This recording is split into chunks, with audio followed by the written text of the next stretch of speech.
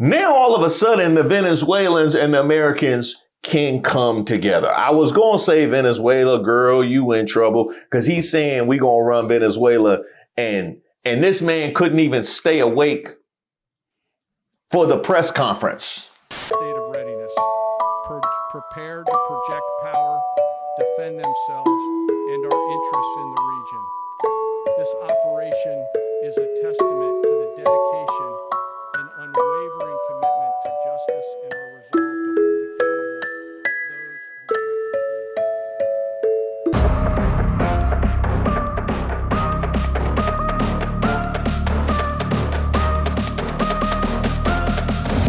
who Shout out to all the subscribers and the members here on the channel. Don't forget to like the video. My name is Reese Waters, and I'm troubled. Like a lot of you, there I was minding my own business. Hey, so I just wanted to give you guys some great news to make your day better. George Zimmerman cannot find a job nor a place to stay. Do we have verification of that? Can we get any other verification on that? Okay. I was mostly minding my own business. At least I know I wasn't hurting nobody. I was dead asleep and I woke up like this. Hey, yo, what the f? Now, because this is the Trump administration, there's always a video. The United States needs to keep our hands off Venezuela and let the Venezuelan people determine their own future. And as president, I would continue that policy, both in countries like Venezuela and others, and end these destructive and wasteful regime change wars that have proven so costly on us, the American people, on our troops and service members and their families, and have proven to cause more problems, increase suffering, increase instability for the people in the countries where we wage these wars. In Latin America especially, we only have to look to history to see what happens when the United States comes in and tries to act as the world's police, toppling governments and leaders and dictators that they don't like. It is the people who always end up suffering the most, both in the short term as well as the long term. And there's always a tweet from Donald Trump. Now that Obama's poll numbers are in tailspin, watch for him to launch a strike in Libya or Iran. He is desperate. You know what? Let's fix that for you. We're gonna do a red line. Now that Trump's poll numbers are in tailspin, watch for him to launch a strike in Venezuela. He is desperate. He gotta be. He gotta be. At the very minimum, you have to take into consideration what our track record looks like. Here's a map of US-backed right-wing military coups in Latin America, from Cuba in 1952 to Honduras in 2009. But that's just in terms of date. Geographically, we cover the whole map from Cuba all the way down to Argentina. Now, I just got to stop down for a second because our military interventions across the world is one of the things that I learned later in life and really illuminated perceptions about America from across the globe. And it's also one of the reasons why I was so gassed up leading into the 24 election about Kamala Harris being held responsible for decades of problematic U.S. military history, because what was being thrown at her feet before the election to install this administration would be like somebody from one of these countries talking about the Biden administration and how they did Cuba in 1952. Like, that's how y'all... Go ahead. No, just go ahead. Central America was the happy hunting ground for the United States. We invaded Honduras 8 times, and then I think we invaded Nicaragua 7 times, Guatemala 5 times. They would make this terrible mistake of raising the price of bananas. I'm not kidding. It really was bananas. Periodically, the government would go, we're done with this. We're going to free the peasants. We're going to give them the land. They'll get the profits. We don't need this old feudal system to be here. And then the United States would send in the Marine Corps, invade the place, shoot it up, topple the government, install a puppet government that would restore the old system, and then go back. And that's why there's the term banana republic. Americans just didn't want to pay an extra 10 cents for their bananas, and so we would go in and shoot the place up. And here's a guide to U.S. intervention in Latin America, where we can count 56 U.S. military interventions in the region. And by the way, that's just what we know of. So those are just interventions that went so well, we wanted to take credit, or went so poorly, we had no choice but to take blame. Huh? Oh, Trump, I said blame. Blame is when something is your fault and we'll say you kind of old in the game to be able to learn new things. But I can tell you this, given that track record, this must have been a hell of a sell to Congress. You didn't? Come on now, dog. Come on, man.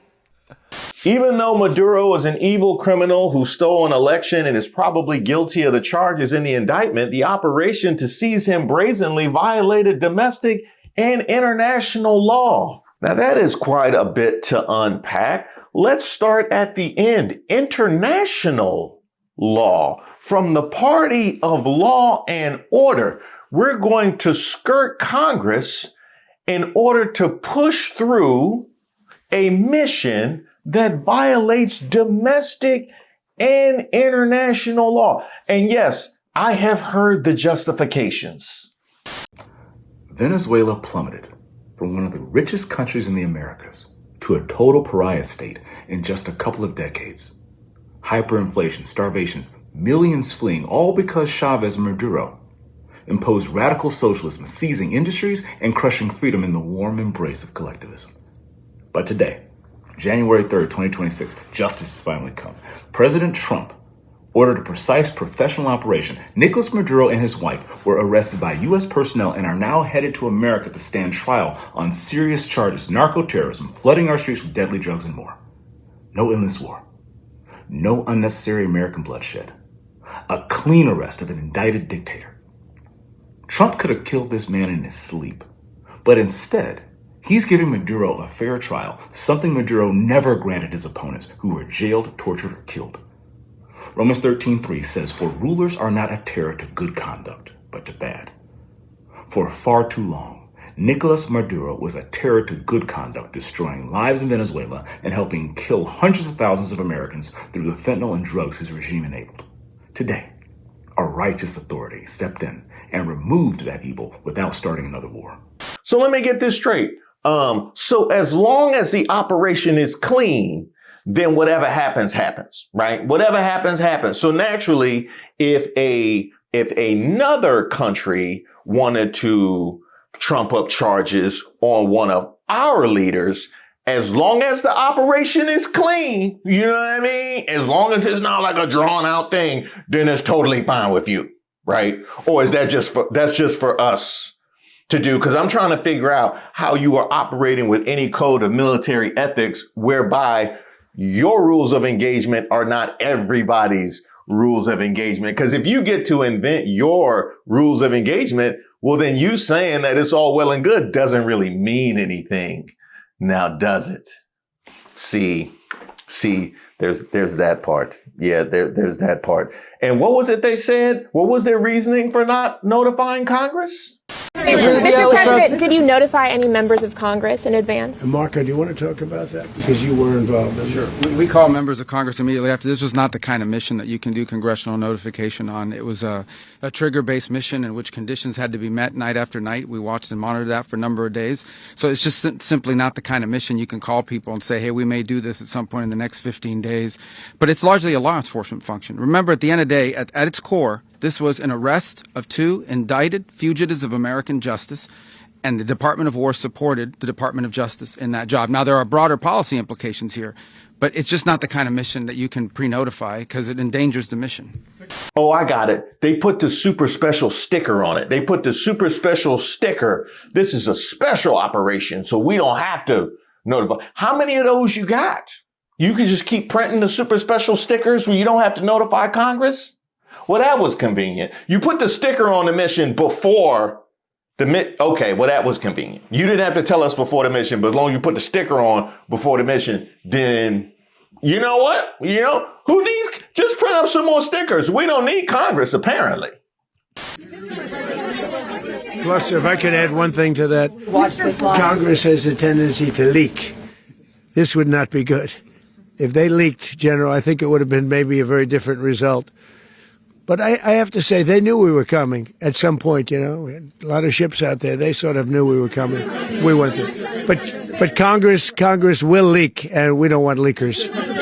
Now, imagine making the case that you didn't notify Congress because they leak to justify a operation that involved Pete Hegseth. I didn't tell you to make him Secretary of War. I didn't tell you to keep him as Secretary. I didn't tell you to do none of that. You chose to make Pete Hegseth, you chose to put him in charge. And now you want to tell me that, because they leak. You sure y'all didn't want to loop Candace Owens in on that thing too? You don't get to ask those questions. What's wrong with you, Mom? Why are you so scared? Now to the other point made in that tweet. Yes, Maduro is probably somebody who belongs behind bars. But then again, we have a ton of room behind bars now because we done let so many of them out recently now, haven't we? People are allowed to have complex thoughts and emotions about what's happening in Venezuela. Here are some things that you may not know. Nicolas Maduro and his regime have destroyed lives for years. Day in and day out, I sat with and represented people fleeing his brutal regime. I heard firsthand accounts of how people were being harassed, beaten, disappeared, and terrorized for opposing the government or even just being perceived as disloyal to the government. And this isn't speculation. Human rights organizations have been documenting Maduro's abuses since they started, right? Maduro is an illegitimate president. He has maintained power not because of democratic support, but through violence, intimidation, and control. Does that sound familiar? Never mind. That's a different video for a different day. Maduro governs with the help of armed paramilitary groups known as colectivos, as well as alliances with groups like the FARC. These groups operate outside of the law, enforce loyalty through fear, and are used to suppress protests, silence dissent, and punish communities. They are not random gangs. They function as tools of the government. This is how he stays in power, through force, through corruption. So yes, Venezuelans may feel a mix of emotions right now. They may feel cautiously hopeful, while also knowing that Maduro is only the head of a snake. And much of the same leadership and infrastructure remains in place. They may feel afraid because U.S. intervention in geopolitics has a long history of destabilizing countries and doesn't end well for the people who live there. And as far as the justifications for number 47, they're saying, Maduro is illegitimate, that he's involved in drug trafficking. All of that may be true, but he's not the only corrupt dictator in the world. And to that end, the reaction from Venezuelans has run the gamut.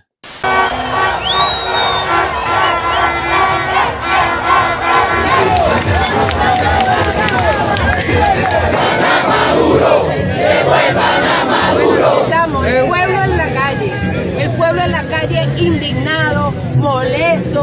Aquí estamos, no nos vamos a retirar de la calle hasta que sepamos de nuestro presidente Nicolás Maduro Moro. Nuestra vicepresidenta pidió una fe de vida. Nosotros estamos en la calle pidiendo la fe de vida, que nos devuelvan a nuestro presidente, que lo han secuestrado.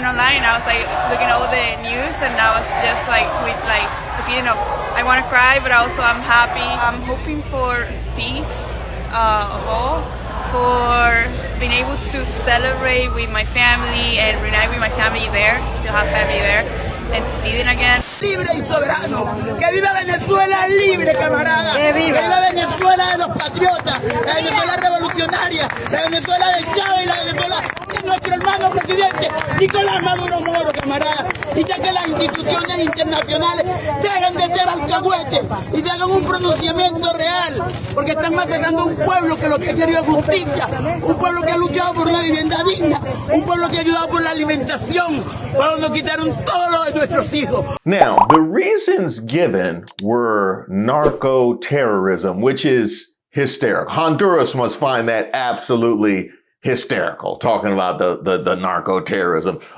So we know that it's not that. When it comes to his treatment of his people, That would seem to be an odd reasoning for you to take this kind of action, considering how you treated Venezuelan Americans here. So that would be weird. So it's kind of like, well, what is this about? Venezuela holds the largest oil reserves in the world at 300 billion barrels. The U.S. is now running Venezuela, with large U.S. oil companies moving in, according to Trump. The U.S. now controls the largest oil reserve in the world. And in that regard, they telegraphed this shot well in advance. From last month, the Trump administration asking U.S. oil industry to return to Venezuela, but getting no takers. The Trump administration is asking U.S. oil companies if they're interested in returning to the country once leader Nicolas Maduro is gone. 4 people familiar with the discussions told Politico, so far, the answer is a hard no. That's right. We had a whole article where he was seeing what the situation was like once the president was gone. 2 weeks plus before the mission that you couldn't tell Congress about because they leak. You don't find that suspicious? Yeah, the United States is evil, but what gets me is we don't update our playbook on evil shit. We're about to go to war with Venezuela. I'm looking at this like, hey, didn't we do all of this with Iraq already? You're not gonna do nothing new? Like, not even like 2 months later, they come out and they're like, United States has seized an oil tanker in Venezuela. And you're like, motherfucker, this shit's about oil again? We're in 2025. I don't know. Like, you'd think it'd be about some future shit, like computer chips or silicon or some shit. I don't know how it works. I'm just saying, like, we're still on oil, and Trump's like, no, it's not about oil. Meanwhile, this motherfucker is shinier than a bitch, dripping in oil. He's a slippery motherfucker, and he's like, nope, that has nothing to do with it. You got oil on your face. Apparently, no mistake is so grave we can't make it twice. I mean, this is your second administration now, isn't it? Yeah, MAGA has taught all of America there's no mistake so big that we can't make it twice. And in this regard, some people who led us down this path are going to keep beating the drum. When it comes to invading Venezuela, Republican Congresswoman Salazar just said the quiet part out loud. Listen. Venezuela for the American oil companies will be a field day. We're going to be doing a favor to us, to our children, to our economy, to our oil companies. So yes, it's about stealing the oil and distracting from the Epstein files.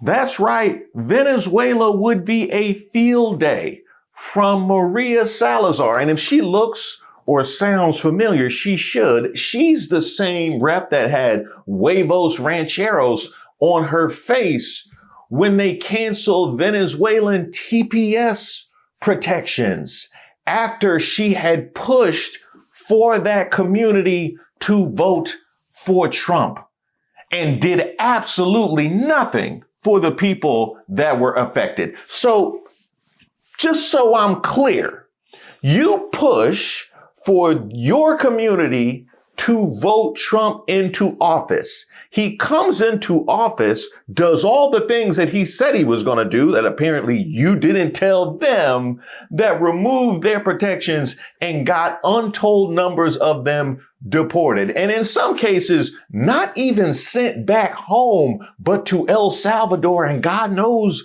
where else. That also included people that were here legally, and it certainly included non-criminals. And now, when they go in and remove the leader of said country and decide to commandeer their oil reserves, you want to talk about how it will be a blessing for us.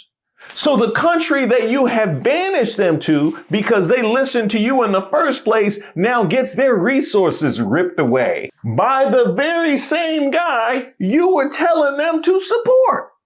Literally no shame. And that's before we get to the point of why they came in the first place. While the Trump administration had been mass deporting Venezuelans for months since he took office, let's examine why we, the United States, are the reason they are trying to emigrate here in the first place. In 2005, Venezuela started selling cheap oil to poor Caribbean countries like Cuba, Haiti, and Nicaragua, either on credit or in exchange for goods instead of cash up front, keeping energy costs low so these countries could invest more in healthcare, education, and food programs. In 2013, the Obama administration, realizing U.S. oil companies couldn't match Venezuela's generous prices, but we still wanted to dominate the market, launched the Caribbean Energy Security Initiative. And under the guise of helping them go green, we began to pressure Caribbean countries to switch to more expensive U.S. natural gas and renewable energy, something that required massive investments up front that these countries couldn't afford anyway. Now, in 2014, the State Department warned that countries dependent on Venezuelan oil could be destabilized economically and that eliminating PetroCaribe would create a serious humanitarian challenge in our near neighborhood. But that doesn't deter us, right? In 2017, before ultimately admitting we were seeking regime change, the first Trump administration began financial sanctions against Venezuela, preventing them from accessing U.S. banking and borrowing money, making it illegal for companies worldwide to buy their oil if those companies wanted to do business with the U.S. And since oil was what Venezuela's economy was mostly based on, 90% of their government revenue dried up almost overnight. We also blocked food and medicine imports, seized Citgo, a U.S.-based oil company owned by Venezuela, and froze $24 billion in their government's assets in U.S. banks. So now, since Venezuela couldn't afford to keep subsidizing oil to Cuba, Haiti, and Nicaragua, those countries had to cut social programs, leading to massive protests and emigration. 7 million people from Venezuela alone fled. 40,000 died from the medicine blockade. And until the Supreme Court stopped it, until a few months ago, we were deporting Venezuelans without trials, paying El Salvador to imprison them. To sum up, we destroyed a program keeping millions fed and housed because it threatened our profits. We knew there would be a refugee crisis, and as soon as that happened, we blamed them and used the crisis to win elections. While this follows the same playbook we used in Guatemala, El Salvador, and Nicaragua, where governments were achieving progress by using their own resources for their people, and then we destroyed them and blamed the chaos on socialism, Venezuela has had internal problems. U.S. sanctions have made everything much worse, cutting off Venezuela's ability to recover, causing people to die from lack of medicine, and forcing millions to flee here. What can we do now? We can volunteer with organizations helping asylum seekers, contact our representatives, and demand they end the economic sanctions. We could stop funding regime change there and use the money to address problems here at home. And we should demand accountability from the officials who created this border crisis that they now campaign on. Least of all, we can challenge the narrative because these are regular people just like us fleeing a problem we created. So you see, this operation really continues a long line of manipulation of what's going on the ground. And certainly those folks that have been deported from here out there can expect nothing more from this administration when it comes to their treatment and their humanity. This is just part and parcel of who they have shown themselves to be. So literally nobody was shocked when we heard.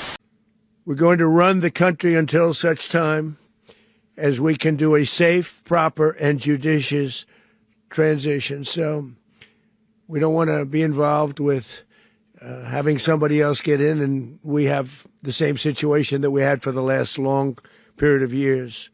So we are going to run the country until such time as we can do a safe, proper, and judicious transition. Now, all of a sudden, the Venezuelans and the Americans can come together. I was going to say, Venezuela, girl, you in trouble, because he's saying we going to run Venezuela, and this man couldn't even stay awake for the press conference. State of readiness, prepared to project power, defend themselves, and our interests in the region. This operation is a testament to the dedication and unwavering commitment to justice and our resolve to hold accountable those who Well, he's talking about he gonna run a new country. He couldn't even stay awake for the press conference where he said he was going to run a new country in Venezuela. If that concerns you, you got 300 plus million people who know that feeling. We absolutely know that feeling. And then imagine you going to talk about running a new country when your poll numbers look like that. Your poll numbers look like a pair of Jordans you would find at the Goodwill. You know how bad Jordans got to be at the Goodwill? That's the way your poll numbers looking. And you talking about running a new country? Word? Is that what you talk? Is that what you just got cut from the varsity and now you want to try out for the regional travel team? Like what you? And then MAGA, don't get me started on America first. Don't get me started on America first. Huh? Oh, American oil businesses. You getting that money? You getting that money? That's yeah. Mm-hmm. I don't see how any intelligent and lucid person could watch this press conference and conclude that the president of the United States has anywhere near sufficient cognitive ability to properly execute the duties of his office. Or any office. Or any office. He don't have the lucidity to operate the duties of my office. And my office is just a studio and a bathroom. He can't operate the facilities of either one of those. And that's where we at. And he want to take on running a new. Is that another Rubio job? Is that another Rubio? You gonna have to zoom him in, leaning into a couch from Venezuela? Is that how that's gonna go?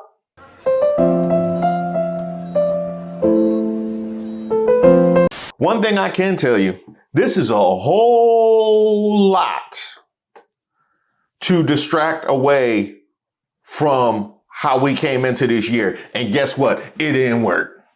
There are a corrupt group of people. Never, ever underestimate what Trump will do to try to survive and draw attention away from Jeffrey Epstein and the fact that we're getting ready to be average people are plunged into health insurance that they can't pay while we've run up $3 trillion in debt, giving people make over $500,000 a year massive tax cuts. That's what's really going on in this country. You need to know it. And you need to change it come November of this year. Not to mention, y'all were so sloppy that you connected the dots to other operations we weren't even hip to yet. And oh yeah, we'll get there. There's speculation that America is about to go to war with Venezuela. And I want you guys to know that this is beyond just stealing Venezuela's oil and resources. This is about going to war with Iran, and I need you to lock in. These are the top 3 countries with the most oil: Venezuela, Saudi Arabia, and Iran. Saudi Arabia is America's bitch. You know who's not America's bitch? Venezuela and Iran. Iran and Venezuela have been allies since the 1950s. Both countries are an economic lifeline for each other. They trade gold, oil, they share military and security intelligence, and they both have a shared hatred for America, mainly because America is a bully, point blank, period. America wants these countries to get on their knees and kiss the ring. And countries like Venezuela and Iran are basically like, no, suck on this. And that threatens America's power, right? Because not only are they saying no, they have a lot of oil, which makes them another threat. And then the fact that the U.S. in retaliation put sanctions on countries like, Venezuela and Iran, they're still able to prosper. They're still self-sustaining. And that threatens America's power. And so America has been fucking with Iran for a minute, right? There's been CIA coups in Iran in the 1950s. They had Saddam Hussein go to war with Iran. I mean, this year alone, America went to war with Iran on behalf of Israel. And this is the most important piece of all of this. Israel doesn't just want Palestine. It wants all of the Middle East. And this is Netanyahu holding up a map of the new Middle East, which is basically the Greater Israel Project. And Netanyahu has been extremely public about his ambitions. This is him talking about the Greater Israel Project at the United Nations. In June of this year, Netanyahu had convinced Donald Trump that now was the time to attack Iran. So Israel attacks Iran and then gets their ass handed to them. So much so that the U.S. has to intervene. Iran won the 12-day war. The United States had to step in and call for a truce. America and Israel severely underestimated Iran's capabilities, and that threatened America's power. So now America is willing to go to war with Venezuela and steal their oil and resources because they're going to use that oil for their endgame war with Iran. Iran is the last man standing. If Iran falls, that is the end of the Middle East. And the other side of this is that America's willing to go down for Israel. Let me tell you something. There's only one country that has ever used a nuclear bomb. That's the United States of America. And there's only one country in the Middle East that would use a nuclear bomb, and that's Israel. We all need to lock in and stop this shit. Thank you guys so much for supporting the video. It's the end of another year we won't be able to explain to our kids. And what did we learn? Never trust a Jet 2 holiday. Never take your side piece to Coldplay. Now that's neo soul territory. So much has happened in 2025. Last year this time, I was selling podcasts out the back of my trunk using rent to own furniture. Last year I was sitting the bench watching JV basketball as a senior with a uniform on, hoping I don't have to play. This year I got 3 kids and a trick knee. 2025. Well, look on the bright side. At least your year was better than Katy Perry's and Sydney Sweeney's. Taylor Swift came into 2025 thinking they were going to win the Super Bowl and definitely going to make a run this year. And she was going to have all that airtime. They lost that one. And now Travis at home for the whole off season on the couch, gaining weight as a fiance. Damn. But since it is the end of the year, I want to remind all of our members to check the community tab and vote on our year-end awards. Those are going on right now, and there's a couple of polls that we've run already. But you know what? I feel hopeful going into the new year, and this community is a big part of that. Also, the Let 'em Fight banquet is also another very big part of that. But here we're talking about this community. I'm talking about our head moderator, Miss Ray, Regina on research, and our editors, David, Denzel, and Boz, as well as all the mods that have helped us with the premieres, our research squad, which was just assembled. And by the way, if you would like to join either the research squad or be one of our volunteer mods, you can hit me up at admin@reesewaters.com. And I also have to give a special shout out to somebody who started out as one of our volunteer mods, but has become an integral part of this particular channel and has stepped up when needed. My girl, Deshauna, who also sent me this photo with her discouraged, depleted, but never defeated t-shirt. And you know what, Deshauna? It looks as good as I feel when I see your name in the chat during the premiere. Thank you so much for all of your hard work, and thank all of you for all of your support. I can't wait to see what's next.